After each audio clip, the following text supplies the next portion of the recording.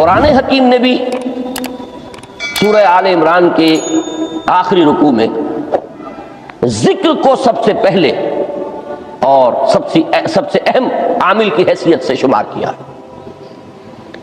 چنانچہ اس کی پہلی آیت جو ہے سورہ آل عمران کے آخری رکوع کی، اس میں تو وہی مضمون جو میں بیان کر چکا وہ آیا ہے، ان فی خلق السماوات والارض واختلاف اللیل والنہار لآیات لأولی الالباب. یقیناً آسمان اور زمین کی تخلیق میں اور دن اور رات کے الٹ پھیر میں نشانیاں ہیں ہوش مندوں کے لیے. ان کے ذریعے سے انسانی شعور کے اندر وہ معرفت رب اجاگر ہوگی. وہ پہلا مرحلہ اس نے طے کر لیا، وہ ڈورمنٹ معرفت اب ایکٹیویٹ ہو گئی. اب مزید فکر کا مرحلہ ہے جو اگلی آیت میں آیا ہے، الذین یذکرون اللہ قیاما وقعودا وعلی جنوبہم ویتفکرون فی خلق السماوات والارض ربنا ما خلقت ھذا باطلا سبحانک فقنا عذاب النار. یعنی تفکر جو ہے ویتفکرون فی خلق السماوات والارض، وہ تفکر کرتے ہیں، غور و فکر کرتے ہیں آسمان اور زمین کی تخلیق میں، لیکن اس تفکر کے ساتھ لازماً ذکر اور ذکر مدام. ذکر بھی وہ کہ جو مستقل ہو، ہر حالت میں ہو. الذین یذکرون اللہ قیاما وقعودا وعلی جنوبہم، وہ لوگ کہ جو اللہ کو یاد رکھتے ہیں، اللہ کا ذکر کرتے ہیں، کھڑے ہوئے بھی، بیٹھے ہوئے بھی، اور اپنے پہلوؤں کے بل یعنی لیٹے ہوئے بھی. اب ان تین کے سوا تو کوئی پوزیشن انسان کی نہیں ہے. اسی کا نام ہے دوام ذکر. اور اس کے ساتھ اگر وہ تفکر کرتے ہیں تو ان کا فکر اگلی منزل تک پہنچتا ہے. تو پہلی شے تھی فکر انسانی کی صحیح رخ پر مزید پیش قدمی اور پیش رفت، اور اس کے لیے لازم ہے ذکر و فکر کا امتزاج. دوسری چیز کو لیجئے عمل کی درستی. اس عمل کی درستی کے لیے اللہ تعالیٰ کے ساتھ ایک گہرے تعلق کی ضرورت ہے. اس لیے کہ صبر کی بحث میں یہ مضامین شاید آپ کے سامنے آ گئے ہوں کہ صبر جہاں مصیبت پر صبر ہوتا ہے، تکلیف پر صبر ہوتا ہے، اللہ کے احکام پر جمنا یہ بھی صبر ہے، نفس کی خواہشات کی باغ کو تھام کر رکھنا، کھینچ کر رکھنا یہ بھی صبر ہے، اور استقامت کسی شے پر قائم رہنا یہ بھی صبر ہے. تو عمل صحیح پر استقامت کے لیے وَاصْبِرْ وَمَا صَبْرُكَ إِلَّا بِاللَّهِ، اس صبر کی سب سے اہم جو بنیاد ہے، اس کا جو سب سے بڑا ذریعہ ہے، اس کا جو سب سے بڑا سہارا ہے، وَمَا صَبْرُكَ إِلَّا بِاللَّهِ. اس کے لیے ضرورت ہے ایک گہرے تعلق کی کہ اللہ کے ساتھ ایک ایسا تعلق برقرار رہے جو نہ صرف گہرا ہو بلکہ دائم و قائم ہو، مسلسل. ذرا ظہول ہوگا تعلق مع اللہ میں، ذرا کمی آئے گی، شیطان کا وار کاری ہو جائے. اسی کو حضور نے حدیث میں یوں تعبیر کیا ہے تمثیلاً کہ جو دل اللہ کی یاد سے غافل ہے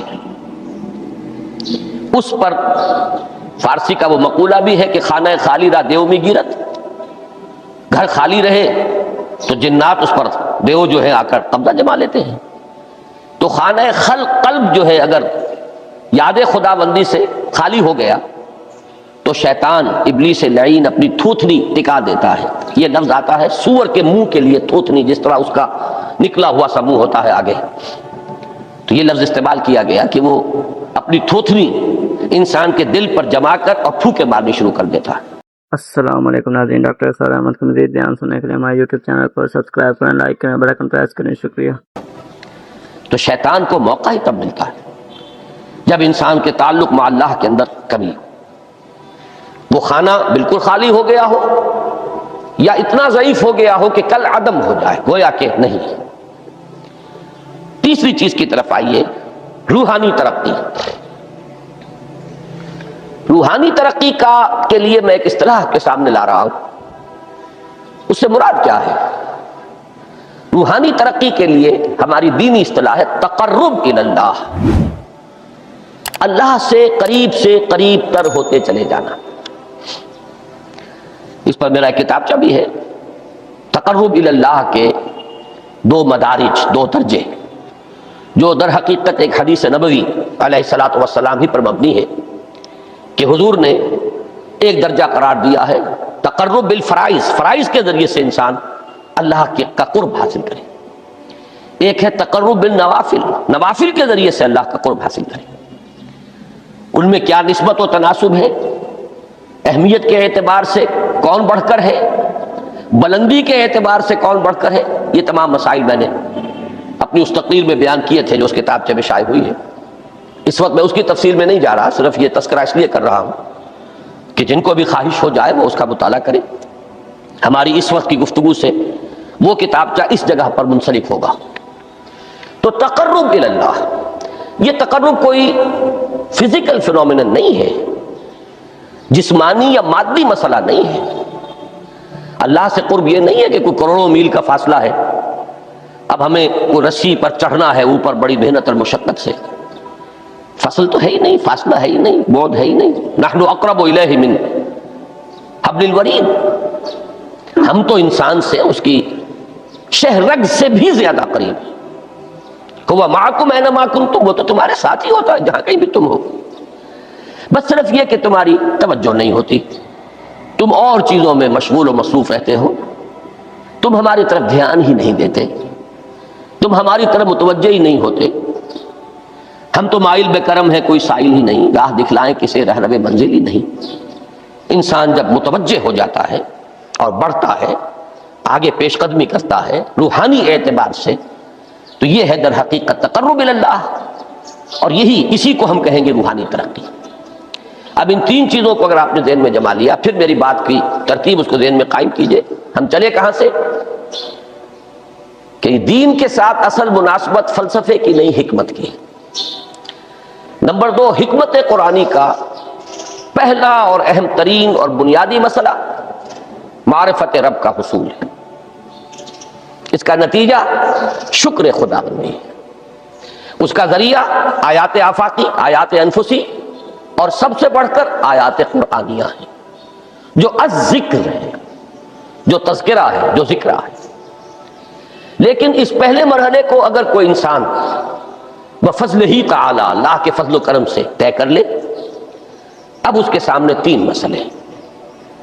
فکر کی مزید پیش رفت، مزید پیش قدمی صحیح رخ پر، اس کے لیے ذکر اور فکر دونوں کا امتزاج لازمی ہے۔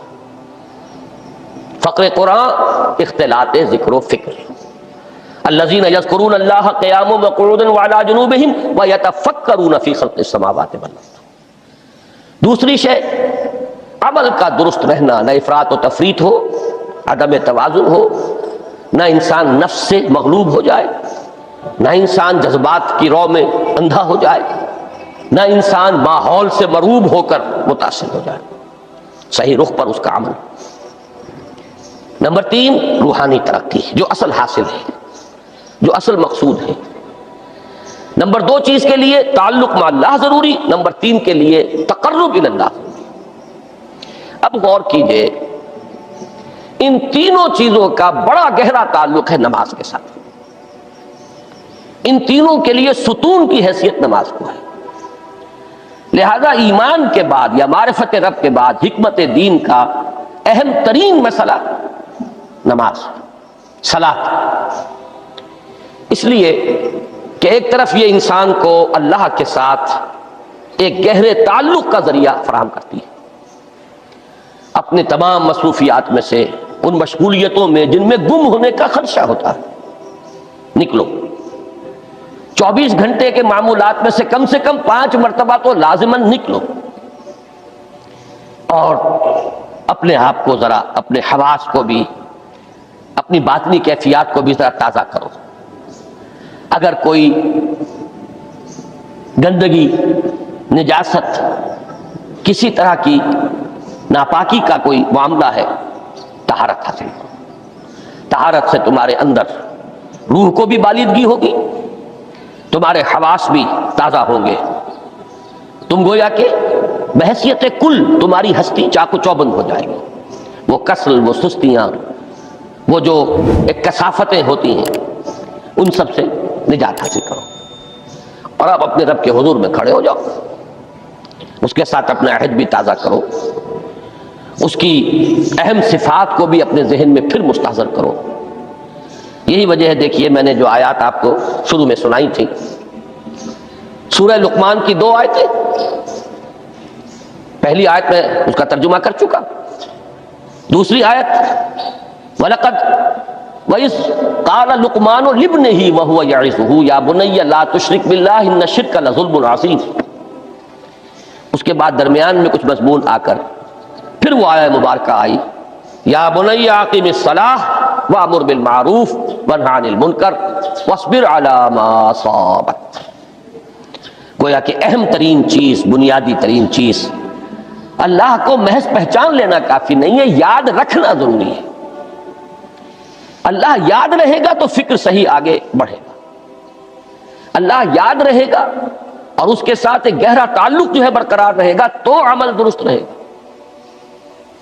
بالکل یہی بات سورہ طٰہٰ میں جو پہلی وحی حضرت موسیٰ علیہ السلام پر ہوئی، اور پہلا مخاطبہ ہے، چونکہ حضرت موسیٰ کو یہ انبیاء کرام کے مقدس گروہ میں ایک امتیازی حیثیت حاصل ہے کہ ان سے براہ راست گفتگو ہوئی ہے، اگرچہ صرف ایک پردہ تھا، اوٹ من ورائے حجاب گفتگو ہوئی ہے، لیکن یہ کہ کوئی فرشتے کا درمیانی جو ہے وہ لنک نہیں تھا، براہ راست اللہ تعالیٰ نے حضرت موسیٰ علیہ السلام سے کلام فرمایا۔ کلم اللہ موسیٰ تکلیما، موسیٰ سے تو اللہ نے کلام فرمایا جیسے کہ کلام کیا جاتا ہے۔ تو پہلا مخاطبہ ہے، یہ پہلا مکالمہ ہے، پہلی وحی کہیے، اسی میں یہ الفاظ بھی موجود ہیں، اننی انا اللہ لا الہ الا انا فاعبدنی واقم الصلاۃ لذکری۔ یہ گویا کہ حکمت قرآنی کا ایک بہت بڑا خزانہ ہے یہ آیت مبارکہ، کہ خود حضرت موسیٰ علیہ السلام کو جو ہدایت دی جا رہی ہے، میں ہوں، میں اللہ، اننی انا اللہ لا الہ الا انا، میرے سوا کوئی معبود نہیں، فاعبدنی، بس میری بندگی، میری عبادت، میری پرستش، میری محبت، اس کو اختیار کرو۔ وَأَقِمِ الصَّلَاةَ لِذِكْرِي، اور نماز کو قائم رکھو میری یاد کے لیے۔ بلکہ اسی سلسلہ کلام میں آگے چل کر سورہ طٰہٰ میں آتا ہے، کافی گفت و شنید کے بعد جب حضرت موسیٰ نے کچھ معذرت بھی کی، کچھ دعائیں بھی کی، اللہ نے ایک دعا قبول بھی کی کہ ان کے بھائی کو بھی شریک کر دیا، حضرت ہارون کو بھی۔ اس کے بعد پھر جب فرمایا کہ اب جاؤ فرعون کی طرف، تو اس میں فرمایا وَلَا تَنِيَا فِي ذِكْرِي، اور دیکھنا یہ جو عظیم مشن تمہارے کندھے پر آ گیا ہے، بڑا بھاری اور کٹھن ایک فرض ہے جو تم پر عائد ہو گیا ہے، اس کے لیے سب سے بڑی تمہارے پاس جو قوت کا ذریعہ ہے وہ نماز ہے۔ اقیم فَلَا تَنِيَا عَنْ ذِكْرِي، میری یاد میں کبھی غفلت نہ کرنا، اس میں کبھی کوئی کمی نہ آنے دینا۔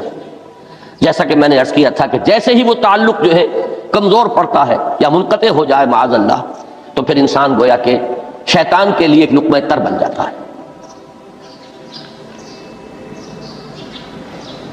اب آپ غور کیجئے، تیسری شے تقرب الی اللہ، اس کے حوالے سے بھی جو فرائض اور نوافل کی بات ہے اس کو اس وقت ذہن سے نکال کر یہ سمجھیے کہ اس میں نماز کا کیا مقام ہے، اس لیے کہ نماز فرض بھی ہے، نماز نفل بھی ہے، وہ تو ان دونوں میں شریک ہو جائے گا۔ اب اس کو لفظ صلاۃ کے حوالے سے آپ ان دونوں چیزوں کو سمجھیے۔ صاد لام واو یا یہ چونکہ حروف علت ایک دوسرے سے بدلتے رہتے ہیں، یہ جو مادہ ہے اس کی جو خالص لغوی اصل ہے، جو خالص عربی زبان میں اس کا بنیادی مفہوم ہے، وہ آگ جلانا یا آگ تاپنا یا آگ سینکنا، حرارت حاصل کرنا۔ لہذا بار بار آتا ہے جہنم کے ذکر میں، اسلوہا، اب جلو اس میں، تاپو اس کو، یہ سینکے گی تمہیں۔ بلکہ تفتلون کا لفظ آیا ہے حضرت موسیٰ کے کلام میں، جب وہ گئے تھے کوہ طور پر، جب پہنچ گئے تو تھے آگ تک کی تلاش میں، لعلکم تفتلون، تو اپنے اہل خانہ سے یہی کہا تھا کہ مجھے کہیں وہ روشنی نظر آ رہی ہے، غالباً کوئی وہاں سے آگ مل سکے گی، ورنہ یہ کہ کوئی رہنمائی کو رستہ مجھے مل سکے گا، میں وہ آگ لے آؤں گا، کوئی چنگاری وہاں سے لے آؤں، لعلکم تستلون، تاکہ تم، اب یہ اصطلاح در حقیقت باب افتعال ہے، اور یہ تے یہاں پر کوئے کی شکل اختیار کر گئی، تا نے توبل کی صورت اختیار کی صاد کی وجہ سے۔ بہرحال اس کا سب سے بنیادی مفہوم جو ہے وہ ہے تاپنا، سکائی حاصل کرنا، حرارت۔ اس کے حوالے سے سمجھ لیجئے کہ سب سے بنیادی تعلق اس کا جو ہے وہ روح کے ساتھ ہے۔ روح میں محبت خداوندی کی آگ اگر ٹھنڈی پڑ گئی ہو، اگر محبت خداوندی کی حرارت میں کمی ہو رہی ہو، تو اس کو اثر نو، جس کو کہ میں آج سوچ رہا تھا تو ایک لفظ ذہن میں آیا کہ جیسے بیٹری اس کو ریچارج کیا جاتا ہے، اسی طریقے سے روح کے اندر محبت خداوندی کی اس حرارت کو اثر نو تازہ کرنا، یہ ہے در حقیقت نماز کا اصل مقصد۔ اس لیے کہ اس لفظ کا بنیادی مفہوم، اصل لغوی مفہوم تو یہ، اگرچہ اس کا سب سے زیادہ کثرت سے جو استعمال ہوتا ہے، اور لفظ صلاۃ جس سے در حقیقت جس تصور پر مبنی ہے وہ ہے اقدام، کسی کی طرف متوجہ ہونا اور پھر دعا۔ صلاۃ کا سب سے قریبی مفہوم لفظی جب بیان کیا جائے گا، اس سے مراد، اس کے معنی، تو دعا اس میں اہم ترین ہے۔ کسی کی طرف توجہ کرنا، مناجات کرنا، گفتگو کرنا، مخاطبہ، مکالمہ، دعا، یہ در حقیقت صلاۃ کا سب سے بڑا اصطلاحی مفہوم ہے۔ لیکن جو اس کا مادہ ہے، صاد لام واو یا صاد لام یا، اس کا اصل مفہوم جو ہے وہ تاپنا، حرارت حاصل کرنا۔ تو ان دونوں کے حوالے سے عرض کر رہا ہوں، وہ تاپنا اور حرارت حاصل کرنا وہ ہے روح کے اعتبار سے۔ وہ جو کہا اقبال نے کہ بجھی عشق کی آگ اندھیر ہے، مسلمان نہیں راہ کا ڈھیر۔ یہ عشق کی آگ جب بجھ جاتی ہے، در حقیقت یہی تو انسان کی روحانی موت ہے۔ جب یہ نہ رہے تو چاہے منطق میں بہت انسان ماہر ہو، مجھے اقبال کا ایک شعر یاد آیا تقابل کرتے ہوئے، ایک انسان محکوم اور ایک انسان حر، آزاد انسان، ان کی نفسیات میں جو بنیادی فرق علامہ اقبال نے مختلف مواقع پر بیان کیے ہیں۔ محکوم ہے بیگانہ اخلاص و مروت، ہر چند کے منطق کی دلیلوں میں ہے چالاک۔ تو منطق کی دلیلوں میں انسان چالاک ہو جائے اور وہ لغت ہائے حجازی کا وہ ایک خزانہ بن جائے، اسے تمام الفاظ کے معنی یاد ہو، وہ بڑے مسائل فقہ کے اسے ازبر ہو، جزیات، بے انتہا جزیات جو ہیں وہ مستحضر ہو، فلسفے کے بڑے بڑے مسئلے اس نے حل کر لیے ہوں، لیکن اگر روح میں وہ اللہ کی محبت کی آگ نہیں ہے، وہ تپش نہیں ہے، بجھی عشق کی آگ اندھیر ہے، مسلمان نہیں راہ کا ڈھیر۔ اسی کے حوالے سے آج مجھے یاد آیا تھا کہ وہ جو بڑی سادہ سی ایک نظم ہے، اللہ تعالیٰ سے دعا، یا رب دل مسلم کو وہ زندہ تمنا دے، اس میں بھی جو الفاظ آئے ہیں، جو روح کو گرما دے اور قلب کو تڑپا دے، یہ ہے اصل جو مقصود ہے نماز کا۔ اور یہی وہ چیز ہے جیسا کہ میں نے عرض کیا تھا کہ نگاہوں سے اوجھل، یہ پہلو سامنے ہے ہی نہیں، دوسرا پہلو سامنے ہے، اور وہ بھی میرے نزدیک بہت اہم ہے، بہت بنیادی ہے، اس میں کوئی شک نہیں، لیکن یہ ہے بلند ترین منزل کہ تقرب الی اللہ۔ اس کے لیے در حقیقت یہ کس لیے درکار ہے؟ روح کے اندر عشق کی حرارت اور گرمی تازہ ہوتا ہے۔ بسا اوقات یہ اندر دب جاتی ہے، جیسے انگارہ ہوتا ہے آگ کا، اس کے اوپر خاک اور راکھ آ جاتی ہے، اندر کچھ ہوتی ہے، آگ دبی ہوئی سمجھ، آگ بجھی ہوئی نہ جان، اس دبی ہوئی آگ کو پھر ایک شعلہ بنانا، پھر اس کے اندر ایک حیات تازہ پیدا کرنا، یہ ہے نماز کا اہم ترین اور بلند ترین مقصد۔ لیکن اس کے ساتھ ہی اس نماز میں ذکر ہونا، اس کا یہ ذکر ہے، اور ذکر کی جب میں فہرست بیان کیا کرتا ہوں، بہت سے حضرات کے سامنے ہوگا کہ ذکر کا در حقیقت مفہوم ہے استحضار اللہ فی القلب۔ ہمارے ہاں غلطی سے جو ذرائع ذکر ہیں انہیں ذکر قرار دے دیا گیا ہے۔ نماز ذکر نہیں ہے، نماز ذکر کا ذریعہ ہے۔ اقیم الصلاۃ لذکری، نماز قائم کرو میرے ذکر کے لیے۔ یہ اللہ اللہ کہنا، یا ادعیہ معصورہ جو حضور صلی اللہ علیہ وسلم کی مسنون دعائیں ہیں، انہیں اپنے تمام معمولات دنیاوی کے ساتھ ساتھ ان دعاؤں کو بھی انسان پڑھتا رہے، اللہ سے دعا کرتا رہے. یہ تمام ذرائع ذکر ہیں. سبحان اللہ الحمدللہ الحمدللہ، اس کا آپ ورد کیجئے، یہ بھی ذریعہ ذکر ہے. حقیقت میں ذکر ہے استحضار اللہ فی القلب، اللہ کو دل میں لے آنا، اللہ کو دل میں حاضر کر لینا. اصل میں تو ترجمہ ہوگا، لیکن حاضر جاننا، یہ کیفیت جو ہے انسان کو حاصل ہو جائے. اب اس کے حوالے سے ذرا بات سمجھیے کہ ایک تو میں عرض کر چکا ہوں مجسم ذکر تو قرآن ہے، لہذا ذکر کی فہرست جب آپ کریں گے ذرائع ذکر تو ان میں سب سے پہلے قرآن آئے گا، اس لیے کہ وہ ہماری حکمت کے پہلے مسئلے کو حل کر رہا ہے، بنیادی مسئلہ، اہم ترین مسئلہ. دوسرے نمبر پر ذکر جو ہے، اب اس کے لیے کچھ اصطلاحات جو میرے مختلف دروس میں شاید آپ کے سامنے بعد میں آئیں یا پہلی آ چکی ہوں، ان کے حوالے سے میری بات سمجھیے. ایک ذکر غیابی ہے، تھرڈ پرسن میں، صیغہ غائب میں اللہ کی یاد کرنا. اللہ اکبر اللہ اکبر اللہ اکبر. ابھی اللہ اکبر جو ہے یہ جملہ اسمیہ خبریہ ہے، ایک حقیقت کی تکرار آپ کر رہے ہیں، اللہ سب سے بڑا ہے، اللہ سب سے بڑا ہے. سبحان اللہ سبحان اللہ سبحان اللہ. یہ در حقیقت ذکر غیابی ہے کہ آپ اس میں مخاطب نہیں ہیں اللہ سے. ایک ذکر خطابی کہیں یا ذکر حضوری کہیں، جس میں مکالمہ ہوتا ہے، جس میں گفتگو ہوتی ہے. تو نماز در حقیقت ذکر حضوری اور ذکر خطابی کی بلند ترین شکل ہے. اس لیے میں نے عرض کیا تھا کہ نماز کے لفظ یا صلاۃ کے لفظ، یہ اصطلاحی معنی جو اکثر و بیشتر کیے جاتے ہیں وہ ہے دعا.